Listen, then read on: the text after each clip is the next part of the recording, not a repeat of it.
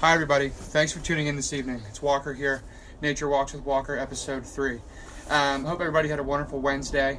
We're here, it's 3/25/20. We're not in the best of circumstances, COVID-19, but we're going to try to educate you all of you viewers at home, on the proper survival pack, what essentials you can pack when you're going out on a journey, on a nature hike. You know, this is really going to be a pack that's good for anybody from novice hikers or adventure seekers to someone a little bit more advanced like myself. So thank you for tuning in. Without further ado, let's dive into the pack. Thank you. Okay, so the first theme I want to cover, God damn it, Mom, I'm filming. Sorry about that. So the first theme I want to cover is performance. Not only physical performance, how do you stay sharp between the ears, mentally? And I use two different tools to keep myself sharp. First of which is going to be this little guy. I take this little job everywhere with me. This is my Himalayan salt lamp. Now, Himalayan salt lamps are great, and I will usually have it on as I sleep. And what they do is they, among other things, they really help increase blood flow, and they eliminate allergies and asthma, which I suffer from. And I'm sure any of you hikers at home who suffer from asthma and allergies, any kind of respiratory issue, you can feel my pain there. So if you don't have one, get yourself a Himalayan salt lamp and throw it in your pack. It's a really, really great add-on.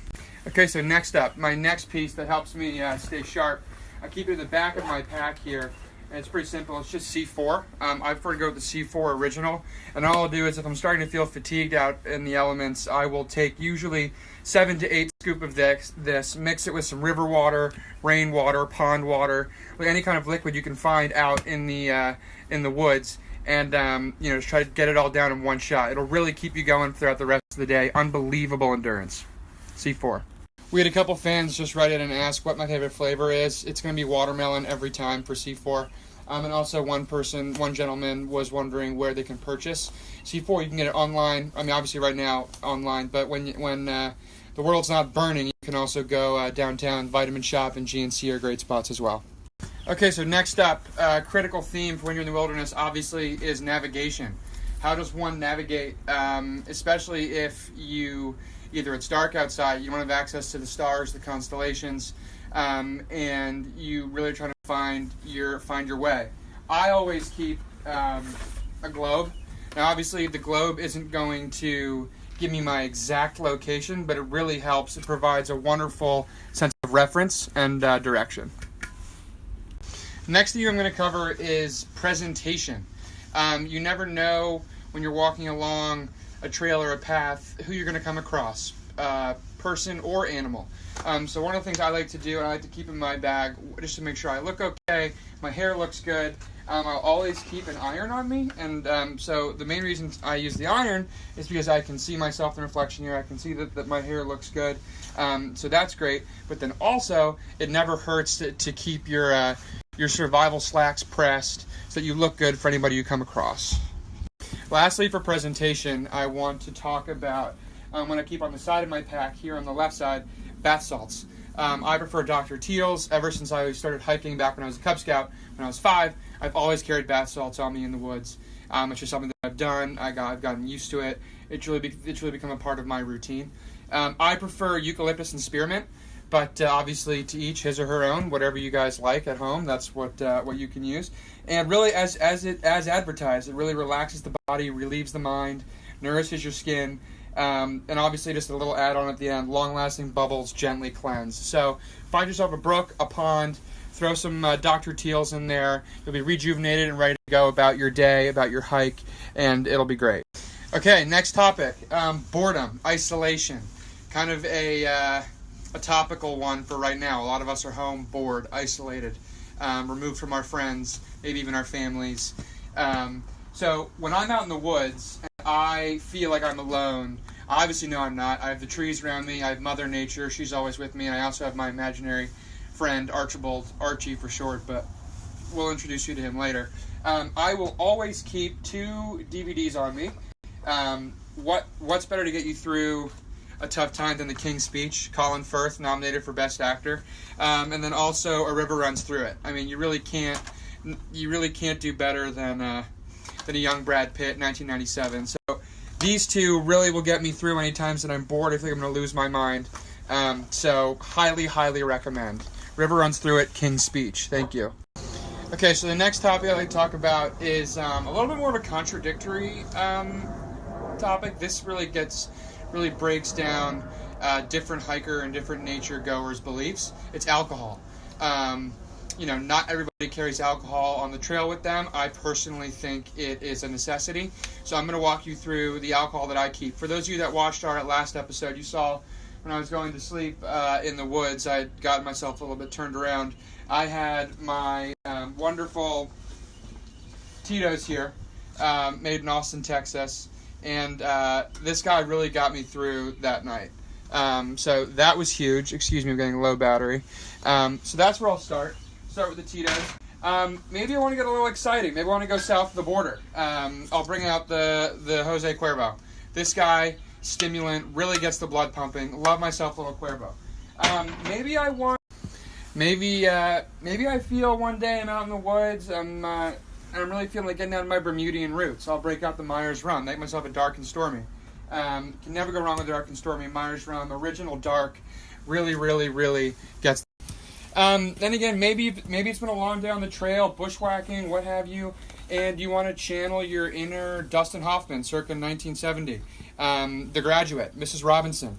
Make yourself a gin martini. Here's. Getting some inbounds from folks asking why, Walker, do you want to get drunk on the trail? Or DOT, drunk on the trail. And the only thing I can say to you guys is that's just such an ignorant question.